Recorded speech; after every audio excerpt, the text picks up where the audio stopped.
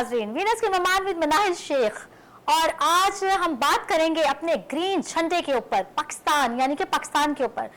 पाकिस्तान आज ऐसे मोड़ पे खड़ा हुआ है कि पूरी दुनिया से उसको जो है शुक्रिया की कॉल्स आ रही हैं, थैंक यू के, और मतलब बधाइयां हो रही हैं। क्यों ना हो, क्योंकि एक ही वक्त में पाकिस्तान ने क्या कर दिखाया। एक ही वक्त में पाकिस्तान ने ईरान का दिफा किया, अमेरिका को कायल किया, अफगानिस्तान की फेटी लगाई, इंडिया को नुकरे लगाया, चीन से मुशावरत की, इमारात के पैसे वापस किए, रूस से जो है हिमायत ली, रूस की हिमायत ली, और इस तरह से सऊदिया के एयरबेस लिए, और ये सारे काम एक ही वक्त में करते हुए इसराइल को हिला कर रख दिया उसने। और फिर पूरी दुनिया से जो है ना दादा भी वसूल कर रहा है, और पूरी दुनिया में अपना नाम हमेशा के लिए अमर कर दिया। इसके साथ साथ ये बात बताती चलूं कि हजूर अकरम सल्लल्लाहु अलैहि वसल्लम की पेशन गोई आज सच साबित होने जा रही है।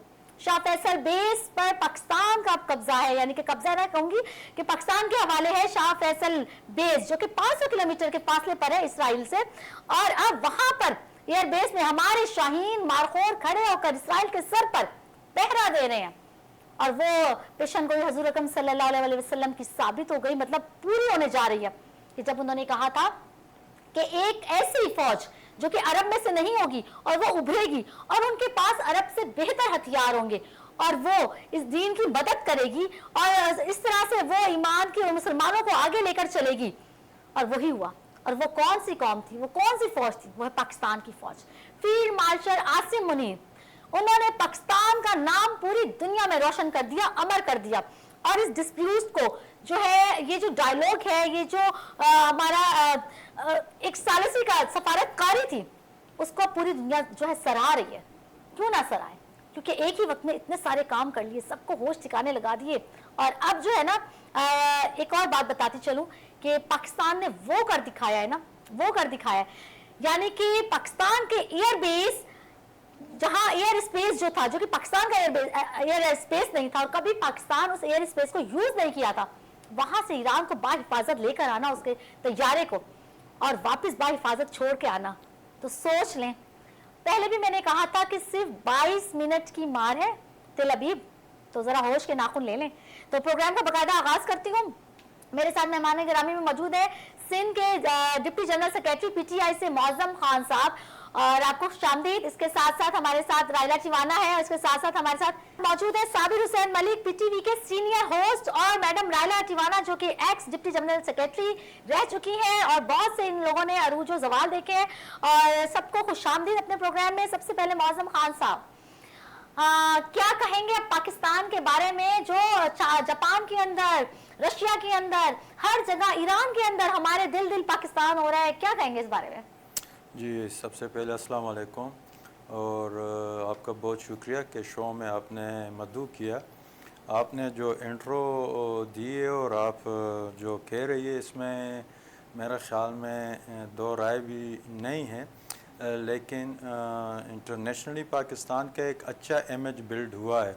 और हमने शुरू में कहा था, जैसे ये जंग शुरू हो गया था, कि पाकिस्तान का एक अपना रोल है, उसको अपना पॉजिटिव रोल प्ले करना चाहिए। चाहे यहाँ पर कोई भी प्राइम मिनिस्टर होता या कोई भी चीफ ऑफ आर्मी स्टाफ होता, उनको यही करना चाहिए था, क्योंकि पाकिस्तान की जो जियोग्राफिकली अहमियत है, वो कोई किसी से ढकी छुपी नहीं है। चाहे वो रशिया वार थी या अभी जो वार हो रही है, इसमें पाकिस्तान की ख़ास अहमियत है। अगरचे इंडिया जैसे मुल्क ने इस डायलॉग को, इस मीडिएशन को सबोताश करने की कोशिश की, इसराइल ने सबोताश करने की कोशिश की, लेकिन अल्लाह का शुक्र है कि पाकिस्तान वो डायलॉग इस्लामाबाद में कराने में कामयाब हो गया। पाकिस्तान हमारा मुल्क है, ये हमारी धरती है। हमारी सियासी इख्तलाफात हो सकते हैं किसी से भी, इस फॉर्म 47 की हुकूमत से हमारी बहुत सी सियासी इख्तलाफात है, और लेकिन उसको हमने पस पुश डाला। हमने मुल्क की खातिर, अपनी धरती की खातिर सारे इख्तलाफात को पीछे किया और सपोर्ट किया, पाकिस्तान को सपोर्ट किया। पाकिस्तान किसी एक फ़र्द वाहिद का मुल्क नहीं है, ये 24-25 करोड़ अवाम का मुल्क है, और ये सारी दुनिया को पता है कि ये एक एटॉमिक मुल्क है। यहाँ के जो अवाम हैं वो किस तरीके से अपने मुल्क से प्यार मोहब्बत रखते हैं और इसके लिए दिलो जान देने के लिए भी वो हम वक्त तैयार होते हैं। तो मेरा ख्याल में ये एक बड़ी कामयाबी है, और अगर ये न करते तो इसका ज़्यादा नज़ला भी पाकिस्तान पर पड़ता, पाकिस्तान पर ज़्यादा मुतासर होता। और चूँकि गल्फ़ रीजन में हमारे ज़्यादा पाकिस्तानी वहाँ पर काम करते हैं, ईरान के साथ हमारी जो बहुत लंबी बॉर्डर्स है, और अमेरिका के साथ भी ताल्लुकात ख़राब नहीं कर सकते थे। तो हमारे तीनों अतराफ से मतलब एक ही वक्त में रहते हुए क्योंकि जो हमारी जोग्राफियाई सिचुएशन है वो इस तरह है कि इसमें हमारी बहुत ज़्यादा अहमियत थी, और अगर हम अपना रोल प्ले न करते, लेकिन ये हैविंग सेड दैट इसमें अमेरिका ने इनको लाजमी तौर पर कहा होगा, यानी पाकिस्तान ने भी अपनी तरफ से तो स्टेप नहीं उठाया होगा कि वो अपनी तरफ से उन्होंने इतना बड़ा स्टेप लिया और उनके कहने के बगैर लाजमी तौर पर उनकी इसमें उनको इजाज़त थी कि आप ये काम करें, इसमें आप स्टेप लें, और उन्होंने अपना किरदार अदा किया। ईरान ने भी इसको सराहा और ईरान ने भी उसका मुस्बित जवाब दिया। तो मेरा ख्याल में अच्छी बात है कि दुनिया एक तीसरी वर्ल्ड वार की तरफ जा रही थी, और अगर इसमें ये इक़दाम पाकिस्तान ने उठाया और उसकी वजह से दुनिया को जो नुकसान होना था उस नुकसान होने से दुनिया बच गई है। तो मेरे ख्याल में बहुत बड़ी बात है। देखिए हमारे इख्तलाफात हैं और रहेंगे भी, सियासी इख्तलाफात हैं हमारी फौज के साथ। यहाँ पर जनरल सेक्रेटरी बैठकर ये कह रहे हैं, ये ट्रिब्यूट पेश कर रहे हैं, ये फील जनरल आसिम मुनीर साहब के बारे में कह रहे हैं कि हमारे अंदरूनी इख्तलाफात एक साइड पर, वो तो चले हर घर में चलता है, ये तो हर घर की बात है, लेकिन हम एक पेज पर थे, है, रहेंगे। और जब ये वार स्टार्ट हुई थी तब से लेकर अब तक कंटिन्यूसली ये आर्मी का ट्रिब्यूट पेश कर रहे हैं, आर्मी के साथ है, बड़ी बात है ये। देखिए खान साहब ने, हमारे लीडर ने कभी ये नहीं कहा कि वो फौज के खिलाफ थे, सियासी जो अमल दखल है उसके खिलाफ है। जब इंडिया के साथ जंग हुई हमारी, तो हमारी जो सोशल मीडिया है उन्होंने मुल्क पाकिस्तान को सपोर्ट किया और DGISPR ने उसको सराहा भी, लेकिन नेक्स्ट डे फिर वो मुड़ गए। अब अफगानिस्तान के साथ जब लड़ाई शुरू हो गई तो हमने पाकिस्तान को, अपनी अफवाज को सपोर्ट किया बाकायदा, और उसके बाद DGISPR ने भी इस बात को मान लिया, लेकिन जब नेक्स्ट डे बात आती है फिर ये पीछे हट जाते हैं। अभी भी रिसेंटली भी 9 अप्रैल को हमारा जलसा था, सारी दुनिया को पता है, और वो जलसा जब हमने ऐलान किया तो उस टाइम ये नहीं था कि ये डायलॉग्स इस्लामाबाद में होने थे, लेकिन देखे हमने फिर अपने जलसे को मौखर किया, और ये मतलब गुड फेथ गुड जेस्चर में कि इतना बड़ा इवेंट इस्लामाबाद में पाकिस्तान में होने जा रहा है, ताकि इससे कोई खलफिशार इंतशार न फैले, कोई थर्ड पार्टी, कोई दूसरे मुल्क की एजेंसी इससे फ़ायदा ना उठाए। लेकिन हम जब इतने अच्छे तरीके से सब पाकिस्तानी नहीं, देखिए सब अच्छे सच्चे पाकिस्तानी हैं, किसी को सर्टिफिकेट बांटने की ज़रूरत नहीं है हमसे, क्योंकि हमने फिर भी गुड फेथ में वो गुड जेस्चर दिया और हमने उस जलसे को मुलतवी किया। लेकिन हमारे जो बुशरा बीबी है, खान साहब की वाइफ है, वो उस दिन भी शिफा ट्रस्ट हॉस्पिटल में लाई गई, जो उनके आंख का इशू था, और न उनकी फैमिली को बताया गया, न पार्टी को बताया गया होगा, लेकिन बाद में उन्होंने कंफर्म किया, लेकिन उनकी फैमिली को बिल्कुल नहीं बताया गया, और उनकी जो ट्रीटमेंट है अभी भी उसी तरह की जा रही है जैसे कोई दहशतगर्द, कोई दुश्मन लोगों के साथ किया जाता है। तो ये इसकी हम भरपूर अल्फाज में मजम्मत करते हैं कि एक तरफ हमारी जो एक्शंस है, जो हम पाकिस्तान के लिए, पाकिस्तानी अफवाज को सपोर्ट कर रहे हैं विदाउट एनी कंडीशन, लेकिन दूसरी तरफ उसको सराहा ही नहीं जा रहा है, उनके साथ क्या अमल किया जा रहा है। और ये जो वर्कर्स है, हम पर बहुत बड़ा प्रेशर था 9 अप्रैल का इस लियाकत बाग में जलसा कराने का, लेकिन हमने उस सारे प्रेशर को एब्जॉर्ब किया और इस मुल्क के लिए, इस दुनिया के लिए हमने सारे इख्तलाफात पस पुश डाले। लेकिन हमारे साथ अभी भी वही पराए लोगों जैसे, दहशतगर्दों जैसे दुश्मनों जैसे सलूक रवा रखा जा रहा है, तो हम इसकी भरपूर अल्फाज में मजम्मत भी करते हैं। जी, तो इन्होंने कहा अप्रिशिएट किया सब कुछ, लेकिन देखे ना गिला अपनों से ही होता है कि थोड़ा सा फील्ड मार्शल जो है थोड़ा सा अगर अपने मुल्क के अंदर थोड़ा सा नजरसानी करें और इनको भी थोड़ा रिलीफ दें, और जो इनको कॉन्स्टिट्यूशनल राइट्स हैं, जो फंडामेंटल राइट्स हैं, जो एक प्रिजनर के होते हैं, खैर वो तो एक्स प्राइम मिनिस्टर भी थे, तो वो जरूर होने चाहिए। मेरे साथ साबिर हुसैन मलिक हैं जो पीटीवी सीनियर होस्ट है। मुझे बताएं, पाकिस्तान का म्यार बहुत बुलंद हो गया भाई माशाल्लाह। शुक्रिया पाकिस्तान, पूरा global, not only for a region, this for a save ना ऑल ओवर द ग्लोबल, ठीक है ना, एक पॉजिटिव इमेज कायम कर दी है। क्या कहेंगे? देखिए जी, पाकिस्तान जब बना था तब से एक ही बात हमेशा हम सुनते आए हैं बचपन से लेकर आज तक कि ये हमेशा रहने के लिए बना है। बिल्कुल। तो वो जो ब्रॉडअप है हमारा टाइम टू टाइम, उसमें हमें जो चीज़ सीखने को मिली आज जब हम देख रहे हैं, हाँ। तो आज वो चीज़ हमें सच साबित होती नज़र आ रही है कि वाकई पाकिस्तान रहने के लिए बना है। इसको कोई ख़त्म नहीं कर सकता। एक साल पहले की सिचुएशन अगर आप देखें तो हम, मेरे ख्याल में जो हमारा फॉरेन अफेयर्स था या जो हमारे फॉरेन रिलेशनशिप्स थे, वहाँ हम बिल्कुल अलोन हो गए थे। स्पेशली इंडियन जंग से पहले की मैं बात कर रहा हूँ।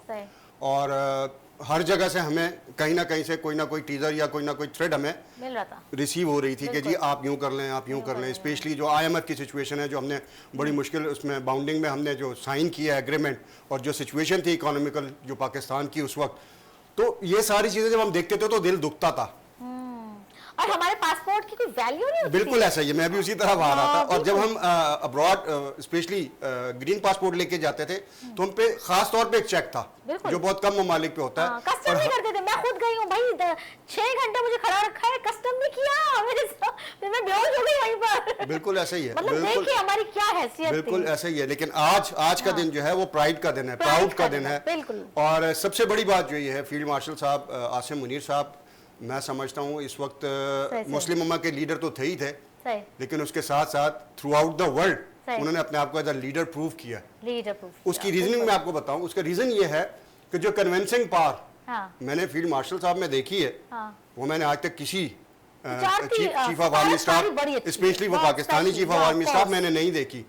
जिस प्राइड के साथ वो जाते हैं, जिस प्राइड के साथ वो लोगों के सामने बैठते हैं, जिस प्राइड के साथ वो बातचीत करते हैं, लास्ट मोमेंट के अंदर वो नजर आ जाती है। एक रात जिसने पूरी दुनिया को बेचैन कर दिया था। क्यों मौजम साहब ऐसे ही है। अच्छा, साबिर साहब से हम बात और भी करेंगे क्योंकि पीटीवी के सीनियर होस्ट भी हैं, तज्जियाकार भी हैं। मेरे साथ लाइन पे मौजूद है मैडम रायला टिवाना साहिबा, जो कि एक्स डिप्टी स्पीकर भी रह चुकी हैं। जी मैडम, आप मुझे बताएं, पाकिस्तान का जो इस वक्त प्राइड है और पूरी दुनिया से जो हमें फोन आ रहे हैं शुक्रिया के, कैसा फील हो रहा है?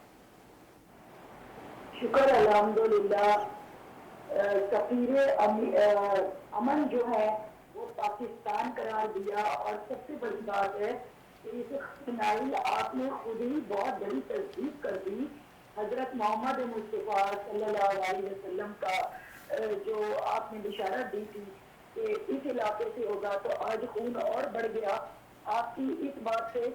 हम तो सोचा करते थे शायद अफगानिस्तान से उठेगा या ना जाने कौन सी जगह से, मगर शुक्र अल्हम्दुलिल्लाह, और पूरी कौम को मुबारक हो कि वो उनकी जो बिशारत थी वो पाकिस्तान से आती है कि हम सफारत में कामयाब हो गए, अजीम जंग को रुकवाने में कामयाब हो गए। और इस वक्त पूरा पाकिस्तान जो सालिस का किरदार अदा कर रहा है वो काबिल तारीफ है। यकीनी तौर पे अल्लाह रब्बुल इज्जत ने अपने हाफिज़ कुरान, जो सिर्फ कुरान शरीफ को पढ़ता नहीं है, समझता भी है और उस पर यकीन भी रखता है, अल्लाह ने उस मर्द मुजाहिद को हमारा वसीला बनाया और आज पाकिस्तान पूरी दुनिया में सुरखरू हुआ। मैं मुबारकबाद पेश करती हूँ शहबाज शरीफ साहब को, ऐसा वजीर आजम जिन्होंने एक पेज पर आकर अपनी फौज के साथ, अवाम के साथ, जाहिर है एक वजीर आजम अवामी है, तो वो अवाम के साथ मिलकर उसने फौज का हर बात को माना, तस्लीम किया और दोनों एक पेज के ऊपर आए और दुनिया को कर दिखाया कि पाकिस्तान क्या है और पाकिस्तान के मोतबर प्रोफेशनल जो फौज है वो क्या कुछ कर सकती है। इसके बावजूद कि हम एटलीट पावर है, यहाँ पर फलस्तीन के लिए, कश्मीर के लिए हम जंग लड़ रहे थे, मगर इसराइल और भारत वो निकट्टू नालायक दो चमचे हैं अमेरिका के, जो अमेरिका को मिसगाइड करते रहते हैं। अमेरिका ने देख लिया कि जब भी उसने मुसलमान पे हाथ डाला है उसको कितनी बुरी तरह जवाब मिला है, और मुसलमान शहादत से तो मोहब्बत करता है मगर वो भगौड़ा नहीं है, मैदान छोड़कर नहीं भागता, टैंकों में बैठ के रोते नहीं है, या कहीं पर वो जारी नहीं करते। मैडम हमारे ब्रेक का टाइम हो रहा है, ब्रेक के बाद वापस आपसे ही कंटिन्यू करेंगे, हम चलते हैं ब्रेक की तरफ। वेलकम बैक, वीनस की मेहमान विद मनाइल शेख। ब्रेक पे जाने से पहले मेरे साथ मौजूद थी ex deputy speaker Sindh assembly madam Raila Tiwana ji. Madam क्या कह रही थी आप? यहाँ देखे, असल वजूहात के ऊपर जाना पड़ेगा। इन्होंने मुसलमान कंट्रीज के ऊपर जो अपनी बर्बरियत मचाई है और जुल्म तशद्दुद किया है, तो हमेशा हम खड़े रहे पूरी ताकत के साथ। असल अमेरिका का प्रॉब्लम ये है कि वो एक बहुत बड़ा डाकू है जो दूसरों की इमलाक के ऊपर नजर रखता है और वो चाहता है कि पूरी दुनिया पे हुकूमत करे। मगर यहाँ पे हम अगर देख रहे हैं जेफरी एप्सन को, तो उसका रोल कितनी बड़ी फैक्ट्री की सूरत में हमारे सामने आया है। क्या अमेरिका जवाब देगा कि बच्चे खाने वाला, बच्चों की तौहीन करने वाला, या वहां पर इंसानियत सोच सलूक करने वाले को आपने एक बीमार जहन को अपने अमेरिका का किस तरह से सदर बना लिया? मैं बिल्कुल एक जुर्रत के साथ ये बात कर रही हूँ कि जब एक बीमार जहन को आप लेकर आएंगे और आपको तो आलमी पावर कहते हैं, आप ताकत कहते हैं। यहाँ हमने एक और नज़ारा देखा, हम तो बहुत अरसे से खैर लड़ रहे हैं इन जालिम और बर्बरियत के इदारों से, मगर आज पाकिस्तान के बच्चे ने भी देख लिया, दुनिया ने भी देख लिया कि आलमी इदारे कितने मुतासिब हैं, वो किस तरह से खामोशी के साथ इनके ऑर्डर मैन बने हुए। ये कहेंगे जो ऑर्डर देंगे तो वो ऑर्डर को मानेंगे। आलमी अदालतों की खिलाफ वर्जी जंग के हिसाब से, जंगी कानून के हिसाब से इसराइल ने की, जो बर्बरियत फैलाई, जिस तरह हमारे बच्चों को शहीद किया गया और कर रहे हैं, जिस तरह से हमारे बच्चों के स्कूलों के ऊपर, कॉलेजेस के ऊपर, हमारे एटमी के ऊपर तो ये पहुंच नहीं सकते, जरूरत नहीं थी, मगर उसके बावजूद आप ये देखें कि इन्होंने हॉस्पिटल के ऊपर किस तरह से बमबारी की। अच्छा मैडम मैं ये आपसे कहना चाहूंगी, ये शैतानी कुव्वत बनकर हम पर नाजिल हुए, मगर इस वक्त जिस तरह से बहादुरी के साथ मुसलमान कंट्रीज के अंदर फौजें खड़ी हुई हैं, मुत्तहिद होकर खड़ी हुई हैं, उसकी मिसाल नहीं मिलती। हाँ, झंडा पाकिस्तान के हाथ में है। जो सफीर, अमन का सफीर है जनरल आसिम मुनीर, उसको जितना सलूट पेश करोगे वो कम है। पाकिस्तान की फौज को जितना सलूट पेश करोगे वो कम है, इसलिए कि उन्होंने मुर्दा मुसलमानों के अंदर नई रूह फूंकी है। ये याद रखो, उन्होंने इसराइल को और ईरान की जुर्रत और हिम्मत को सलाम पेश करती हूँ, उनके शहीदों को, कि आपने कहीं तारीख में ये चीज नहीं देखी होगी कि एक के बाद एक आला कयादत शहीद हो रही है। वो अपने शहरियों के ऊपर नहीं आने दे रहे, मगर वो खुद शहीद हो रहे हैं। और असल लड़ाई ये है, यूरेनियम की लड़ाई है कि 440 किलो का जो यूरेनियम का ये खात्मा करना चाहते हैं, इम्पॉसिबल।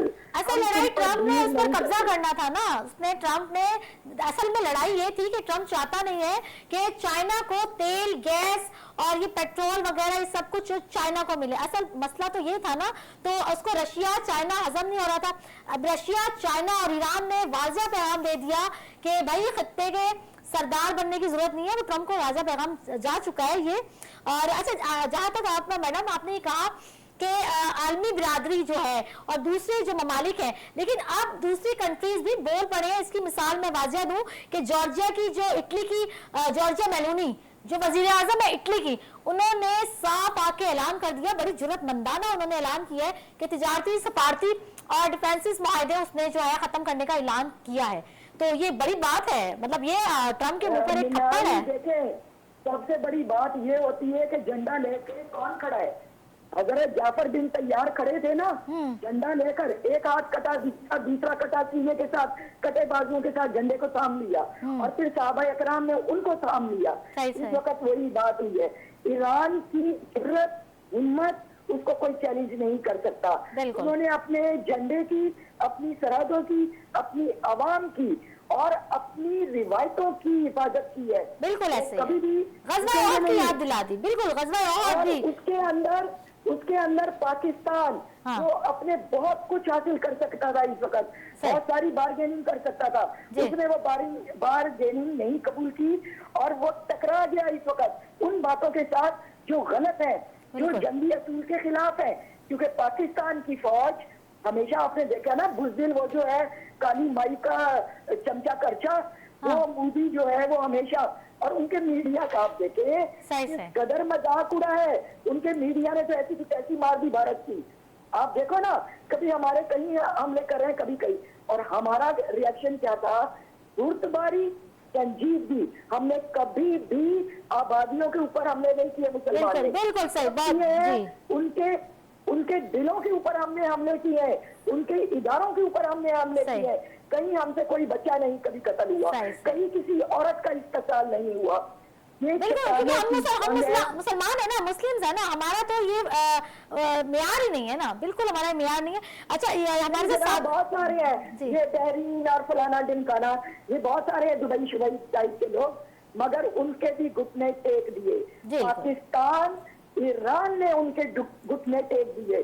चाइना ने भी जब देखा कि ये दो कुव्वतें हैं, इन कुव्वतों को अगर तो हम इनके साथ चलते हैं, रशिया और चाइना ने ये सोच लिया कि अगर ये दो पावर्स हैं और इतने प्रोफेशनल है, इतने माहिर है जंग लड़ने के, और इनकी आवाम अंदर कर्ब है, अंदर हमारे सीने तपे हुए हैं, हम बहुत मुश्किलों का शिकार है।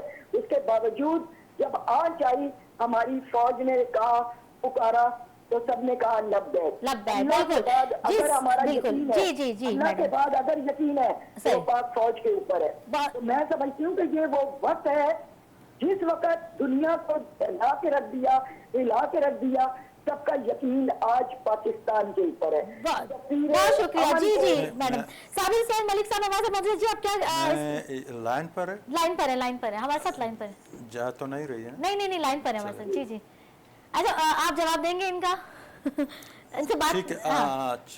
जी अस्सलाम वालेकुम। सबसे पहले डिप्टी स्पीकर साहबा, सुन के बड़ी खुशी हुई है। वैसे भी ख़वातीन का बड़ा रिगार्ड है, क्योंकि इस माशरे में सियासत करना वैसे भी जुर्म है, और फिर ख़वातीन का सियासी मैदान में आना मेरा ख़्याल में सबसे मुश्किल तरीन काम है।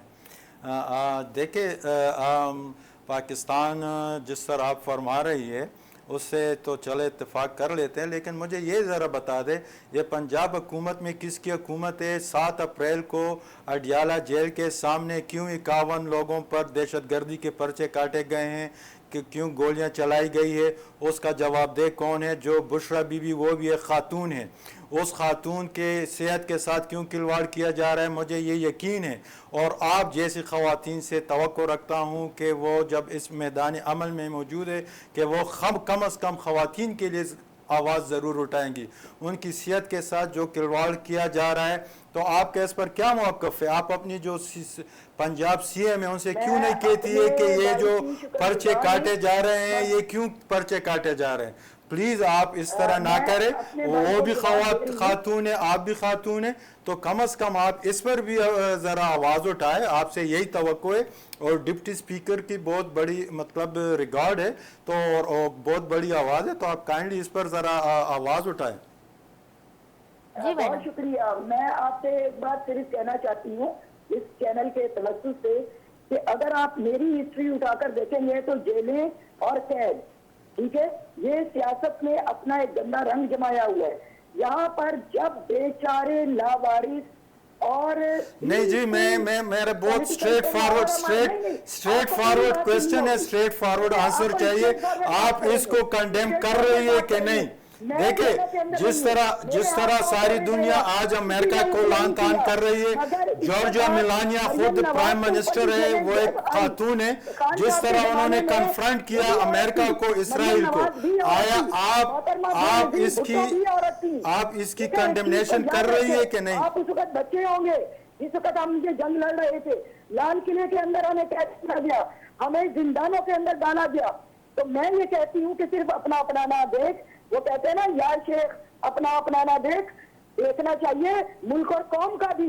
जब इस मुल्क के ऊपर कभी कोई मुसीबत पड़ी है तो उन कमजोर लोगों ने हमेशा औरतों के ऊपर हाथ डाला है, बच्चों के ऊपर हाथ डाला है। आप मुझे बताओ ना, ईरान की तरह से क़यादतें क्यों नहीं शहीद होती है?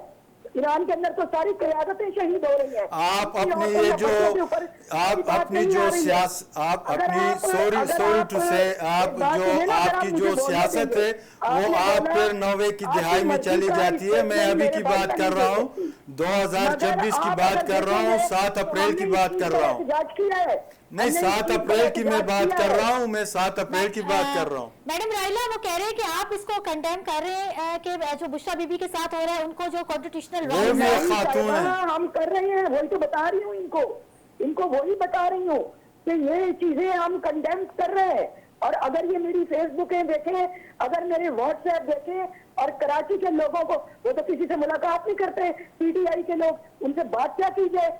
ये तो कभी भी बात नहीं कर रहे। इनको मशवरे भी दिए गए, इनको पॉलिटिकल फेवर भी दी गई, मगर यहाँ के लोग तो भाग गए।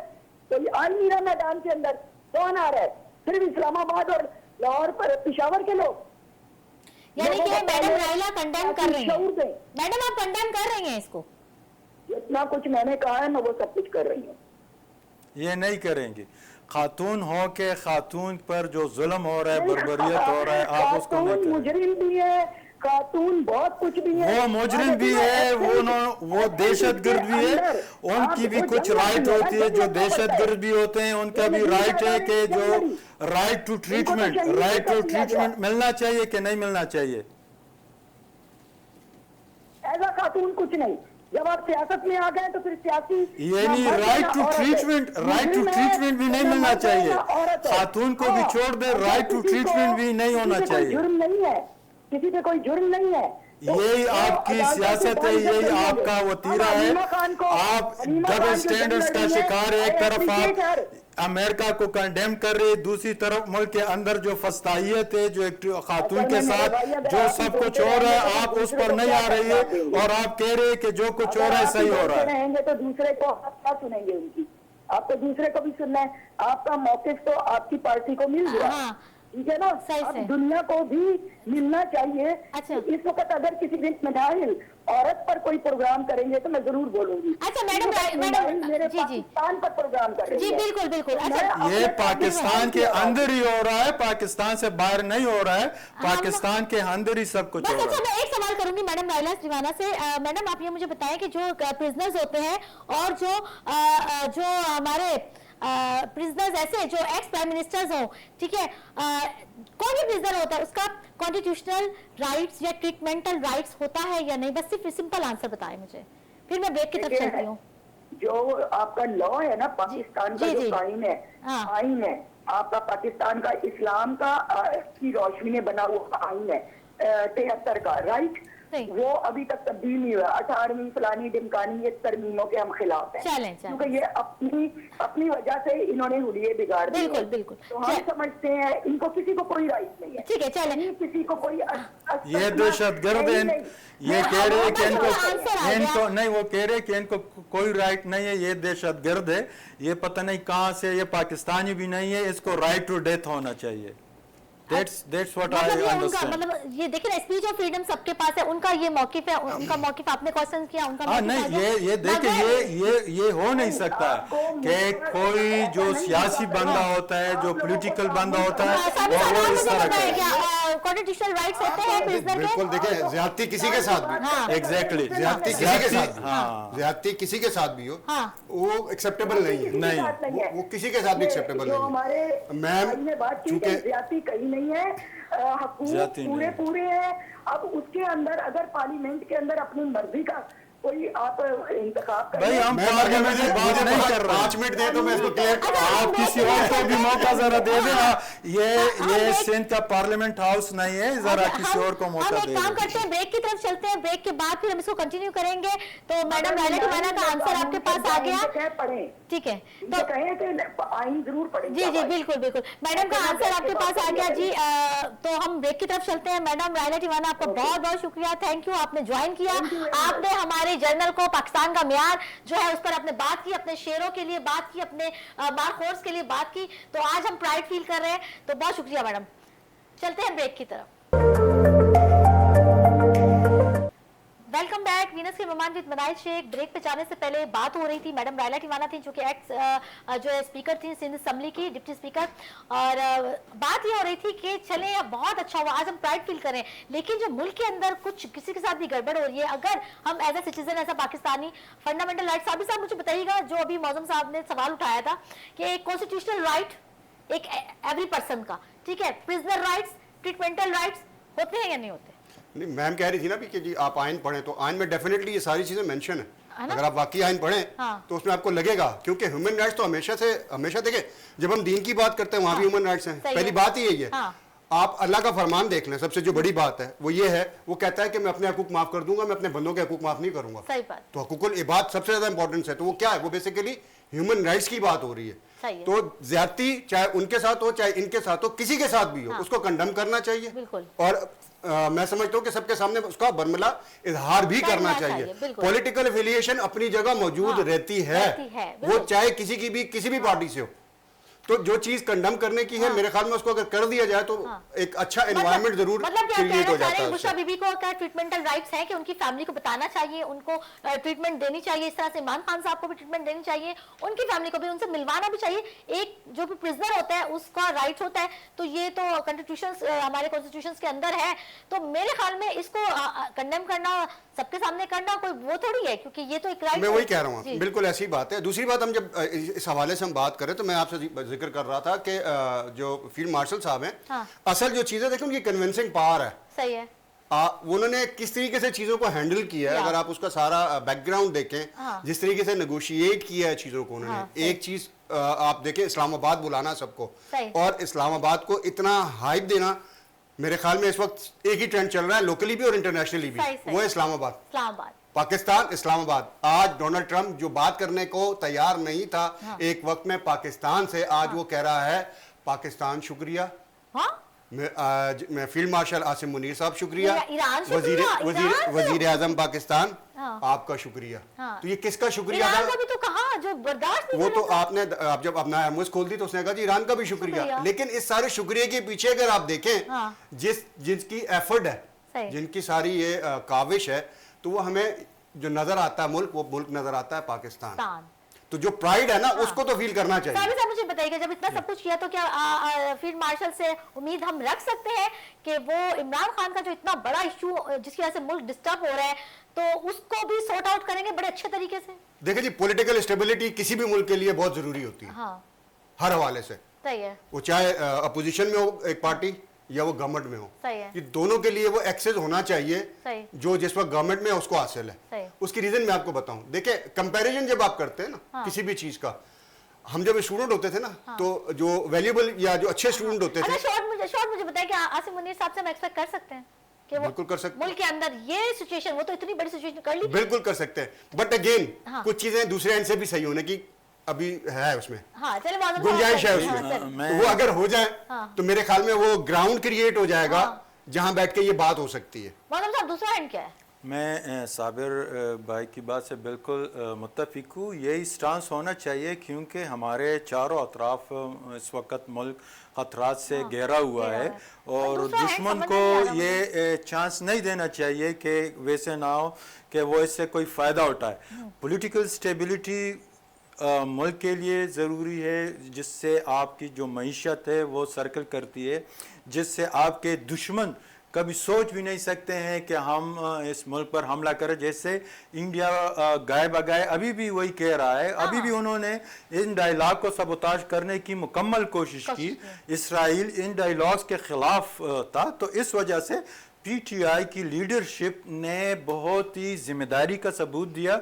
उन्होंने हर उस मौके पर जहां मुल्क पाकिस्तान को इत्तेहाद, इत्तेफाक और यकसुई की ज़रूरत थी, वहाँ पर उन्होंने वहाँ पर वोट किया पाकिस्तान को।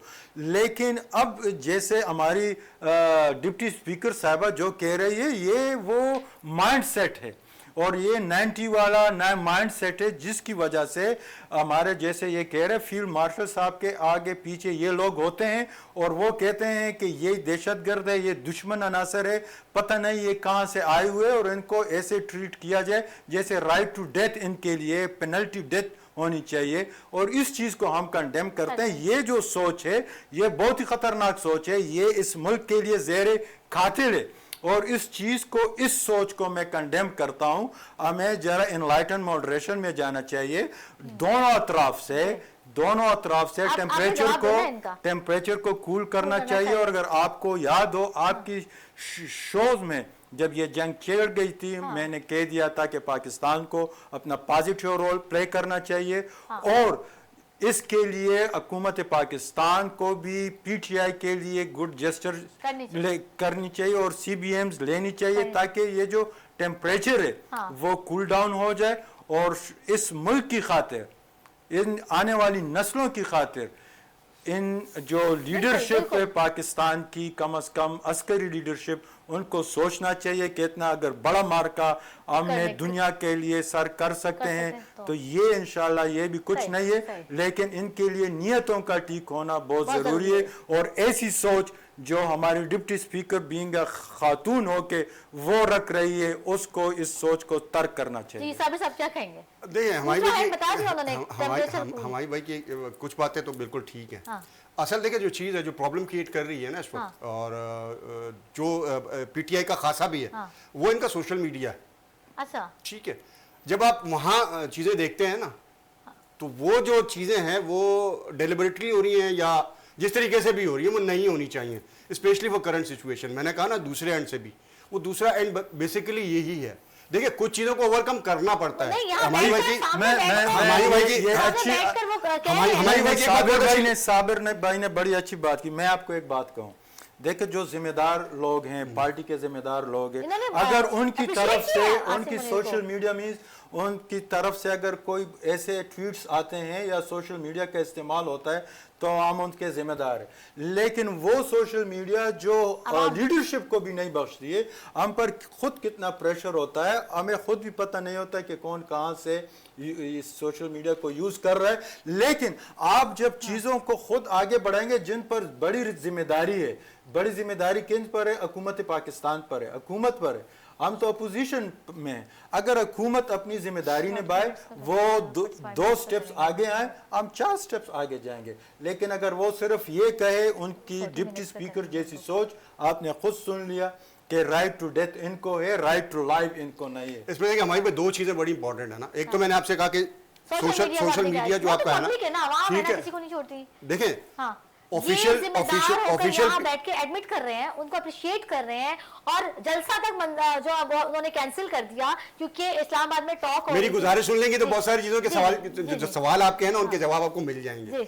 मेरा कहना यह है कि जो सोशल मीडिया है, ऑफिशियल जो पीटीआई का जो आईडी है, वहां से बहुत सारी चीजें भी ऑन फ्लोट होती हैं। अच्छा, ठीक है, तो ये जो चीजें ना ऑफिशियल पीटीआई का जो आईडी है, जो उनकी सिलसिला है जहां से सारा ये सिलसिला चलता है, उसमें मेरे ख्याल में अगर थोड़ा सा ये लोग कंट्रोल कर लें, मैं बिल्कुल इस बात से मुत्तफिक हूँ हमारी भाई के कि इनके अपने ऊपर, इनके अपने सोशल मीडिया का बहुत प्रेशर होता है। लेकिन एक चीज देखें बहुत इंपॉर्टेंट है, वो ये है कि जब आपने चीजें बैलेंस करनी होती है ना, तो जंग रोकने के लिए जैसे भी डायलॉग हो रहे हैं ना, तो डायलॉग करना पड़ता है। आपको बैठना पड़ता है, आपको बैठना पड़ता है। एट द एंड कुछ भी कर लें आप। मैं आपको बताऊं, महल्लों में जब लड़ाई होती है ना, ये तो पख्तून कल्चर से है, ये मेरी बात को ज्यादा बेहतर समझेंगे। मैं चूंकि चकवाल से बिलोंग करता हूं और हमारे यहाँ भी फौजी सारे है, आपको पता है, तो वो सारा हमारा जो बैकग्राउंड है वो सारा यही है, तो हमारे यहाँ भी यही चक्कर होता है सारा लड़ाई झगड़ों का। लेकिन एट द एंड जब हम देखते हैं, हम 150, 200, 300, 400 बंदे भी कत्ल कर देते हैं, लेकिन एट द एंड क्या होता है, वो एक नस्ल कहीं ना कहीं आके इस चीज को जरूर फील करती है कि यार यहाँ जो है वो फुल स्टॉप लगना चाहिए। फुल स्टॉप कहीं तो लगेगा ना, कहीं तो लगेगा। तो वो फुल स्टॉप जो आपने 8-10 साल बाद, 5 साल बाद, 3 साल बाद या 2 साल बाद लगाना है, उसको आप आज क्यों नहीं लगा रहे? आज अगर लगा लें तो थोड़ा सा देखिए। एक बात बताओ, पूरे सिंध के डिप्टी जनरल सेक्रेटरी पूरे सिंध को मतलब मेरा मुखलिसाना बरादराना मशवरा हुमायूं भाई की तवज्जुह से पूरी पीटीआई को यह है कि एक स्टेप जो है वो बैक लें। अच्छा, एक स्टेप बैक लें।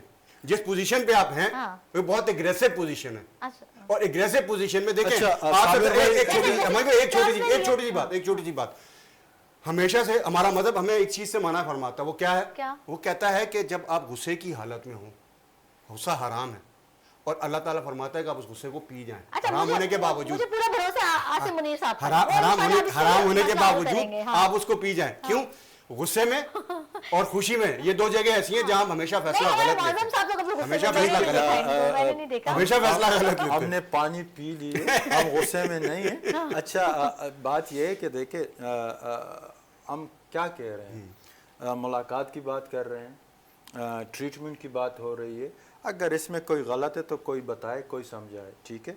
देखे ये राइट है उनके कि उनके साथ जो नारवा सलूक रखा जा रहा है तो ये ट्रीटमेंट उनकी करवानी चाहिए,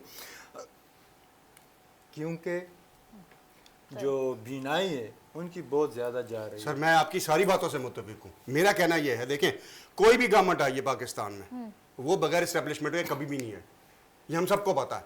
आप इसको माने या ना माने, ठीक है ना। तो बात यह है कि फ्रंट पे कौन है, ऑफिशियली फ्रंट पे कौन है? वजीर आजम है, आपका प्राइम मिनिस्टर है, चाहे वो कोई भी है। जिसने भी बात करनी है, जिसने भी बात करनी है, जो भी बात होगी वो पॉलिटिकल होगी। बिल्कुल लास्ट मुझे साबिर साहब कुछ बोल लें आप, पाकिस्तान के लिए बोल दें। और देखिए पाकिस्तान के लिए तो मैं समझता हूँ, के लिए बोल दें कि भाई मैं पाकिस्तान के लिए, देखें मैं सबसे बड़ी बात मैंने आपको शुरू में ही बता दी थी कि ये प्राइड मूवमेंट है, प्राउड मूवमेंट है, इसका हमें प्राइड लेना चाहिए। ये बड़े अरसे बाद जिसका हम इंतजार कर रहे थे ना, वो खुशी, ये मेरे ख्याल में आज तक जितनी भी चीजें हमने की विन की है ना, ये इस वक्त सबसे बड़ी विन है। उसका रीजन मैं आपको बताऊं, सबसे ज्यादा जो चीज हमें ये सपोर्ट करेगी वो हमारी इकोनॉमिकल कंडीशन को जो है वो रिवाइव कर देगी। पेट्रोल के प्राइस नीचे आ जाएंगे, अब आपको खुशखबरी, पेट्रोल के प्राइस नीचे आ जाएंगे। बिल्कुल आ जाएंगे इंशाल्लाह। कैसे आएंगे? टेक टाइम, नहीं, it should not take time. No. नहीं Just मैं आपको रीजन बता, मैं आपको बता दूं, hold on. पूरी दुनिया में जब पेट्रोल की कीमतें कम थी और जब बढ़ी तो हमने कितनी बढ़ाई? अभी जब पूरी दुनिया में पेट्रोल की कीमतें 15% कम हो गई, हमने कितनी कम की? सर वो स्टेबल डीजल में नहीं, क्यों स्टेबल नहीं है? जब स्टेबल पूरी दुनिया में नहीं है, सिर्फ पाकिस्तान के लिए नहीं। अभी देखिए इन गरीबों को मरवाना है, इन गरीबों को खून न छोड़ना है, फिर हम स्टेबल होंगे। एक चीज क्लियर कर, देखें जितनी अच्छी चीजें हो रही है ना, वो सिर्फ इस एक चीज के पीछे जो है ना वो खराब हो रही है, वो है पेट्रोल, ये जो ऑयल प्राइसिंग है,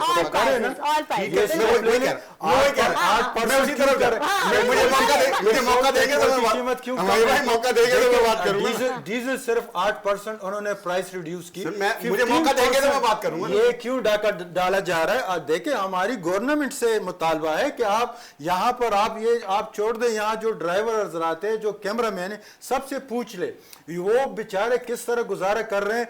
बिजली तो है ही नहीं, न गैस है, न पेट्रोल है, ये बेचारे जो कौम है ये क्या कर रहे हैं?